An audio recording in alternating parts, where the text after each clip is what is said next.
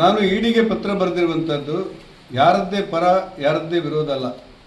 ಹೋರಾಟಗಾರರ ಪರವಾಗಲಿ ಅಥವಾ ದೇವಸ್ಥಾನದ ಪರವಾಗಿರುವವರ ಬಗ್ಗೆ ನನ್ನ ಪತ್ರ ಅಲ್ಲ. ನಾನು ಪತ್ರ ಬರೆದದ್ದು ಧರ್ಮಸ್ಥಳವನ್ನು ನಂಬಿರುವಂಥ ಭಕ್ತಾದಿಗಳು ಧರ್ಮಸ್ಥಳದ ಮೇಲೆ ಅಪಪ್ರಚಾರಗಳಾಗ್ತಾ ಇದೆ.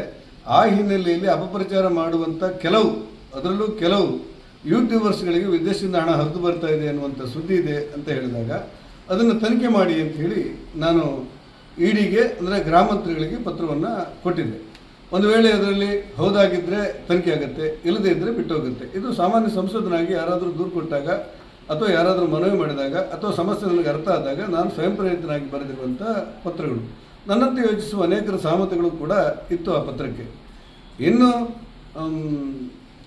ತಿಮ್ರೋಡಿಯ ಬಂಧನದ ಬಗ್ಗೆ ಒಂದಷ್ಟು ಕಟುವಾದ ಮಾತುಗಳನ್ನು ನಾನು ಕೇಳ್ತಾ ಇದ್ದೇನೆ.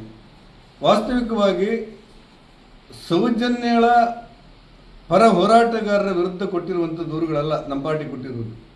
ನಮ್ಮ ಪಾರ್ಟಿ ಕೊಟ್ಟಿರುವುದು ಭಾರತೀಯ ಜನತಾ ಪಕ್ಷದ ಭಾಳ ಎತ್ತರದ ನಾಯಕತ್ವ ಇರುವಂಥ ಸಂತೋಷಿಯವರ ಬಗ್ಗೆ ತುಂಬ ಕೆಟ್ಟ ಶಬ್ದಗಳಲ್ಲಿ ನಿಂದಿಸುವುದನ್ನು ಪ್ರತಿಭಟಿಸಿ ಇಡೀ ರಾಜ್ಯದಾದ್ಯಂತ ಭಾರತೀಯ ಜನತಾ ಪಕ್ಷದ ಕಾರ್ಯಕರ್ತರು ಕುಂದಾಪುರದಲ್ಲೂ ಕೊಟ್ಟಿದ್ದಾರೆ, ಉಡುಪಿಯಲ್ಲೂ ಕೊಟ್ಟಿದ್ದಾರೆ, ಕಾಪುವಲ್ಲೂ ಕೊಟ್ಟಿದ್ದಾರೆ, ಹೆಬ್ರಿಯಲ್ಲೂ ಕೊಟ್ಟಿರ್ತಾರೆ, ಬೇರೆ ಬೇರೆ ರಾಜ್ಯದ ಬೇರೆ ಬೇರೆ ಕಡೆಗಳಲ್ಲಿ ಮಂಗಳೂರಲ್ಲೂ ಕೊಟ್ಟಿರ್ತಾರೆ, ಬೇರೆ ಬೇರೆ ಕಡೆಗಳಲ್ಲಿ ದೂರು ಕೊಟ್ಟಿರುವಂಥದ್ದು ಏಕರೀತಿಯಲ್ಲಿ.